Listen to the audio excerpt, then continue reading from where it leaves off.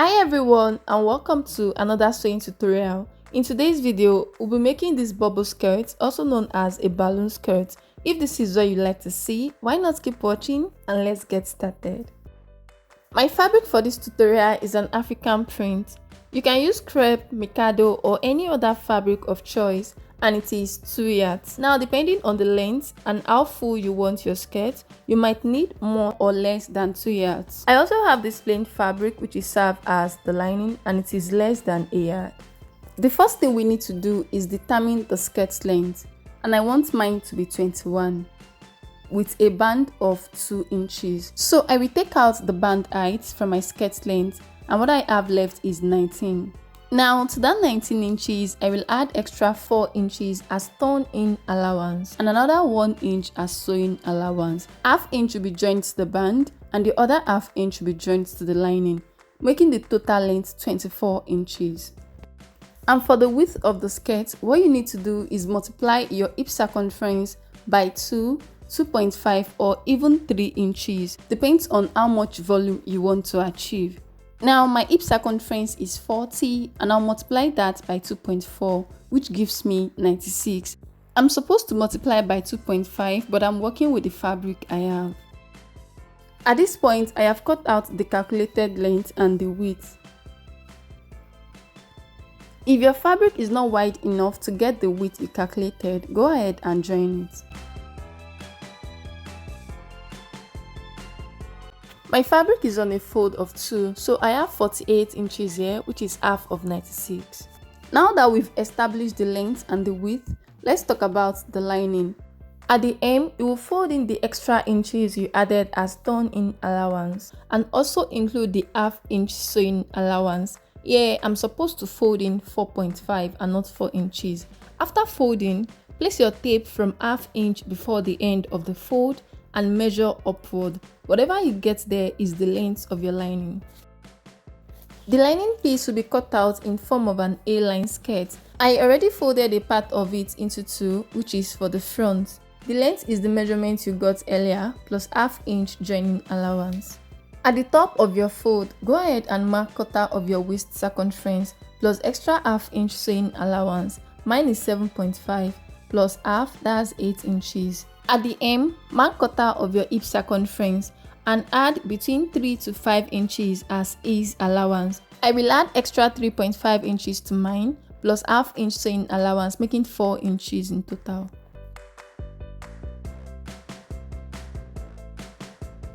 I will shape the side with 1 inch, then go ahead to cut it out.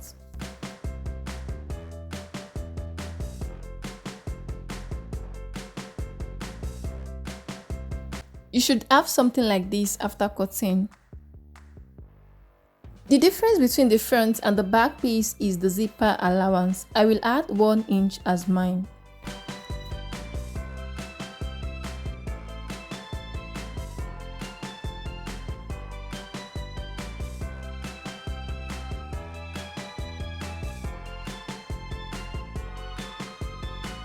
After cutting, you should notch the center of the hem and the waist. Next thing to do is to join this together using your sewing allowance. If the fabric for your lining has a wrong side, note that you are placing the right sides on each other. After joining, this is what I have. The next thing is to attach the main fabric and the lining together. Make sure the center and the side of each piece is notched. Then place the main fabric on the lining right side facing. Align the notch parts and use pins to hold them in place.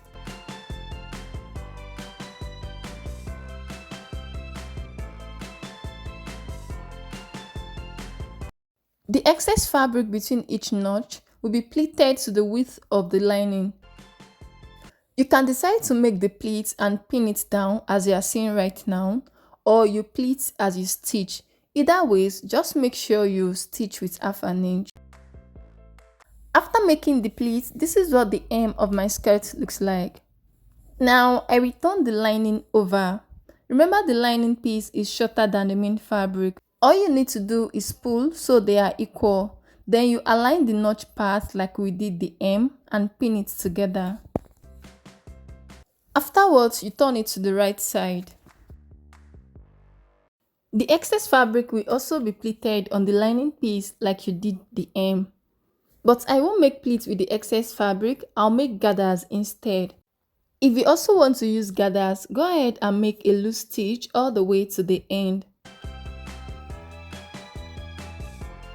After running the loose stitch, pull on one thread to gather the fabric and you will gather it to your waist measurement plus zipper allowance.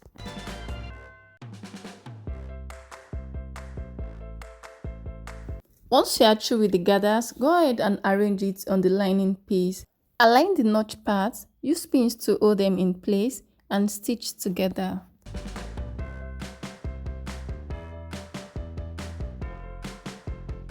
Here is what I have after stitching the main fabric and the lining together, and this is what it looks like at the wrong side. The next thing to do is to cut out the waistband, but first I'll measure around my waist to know what I have there. Here I have 32 inches, which is my waist circumference plus zipper allowance. The height of this piece is 5 inches, which is 2.5 on fold, and after stitching I will have 2 inches. For the length, I will cut out what I measured around the waist.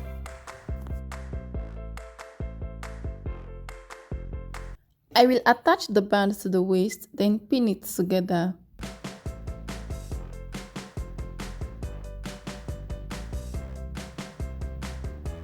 I will be stitching with half an inch, and after stitching, I will use the other side of the band to cover up the seam allowance, then top stitch from the right side.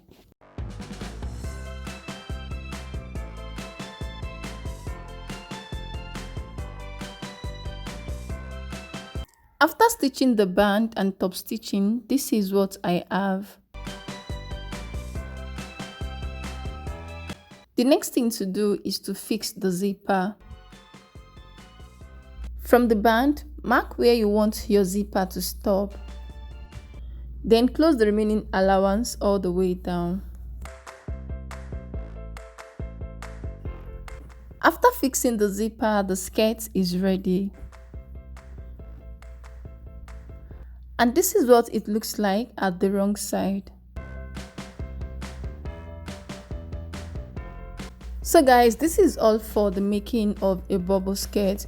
Now you don't have to iron the hem. If you do, it will be flat and the bubble effect will no longer be there. Thank you so much for watching. Kindly give this video a thumbs up, and if you are new here, do not forget to subscribe to my channel. I'll see you in my next one.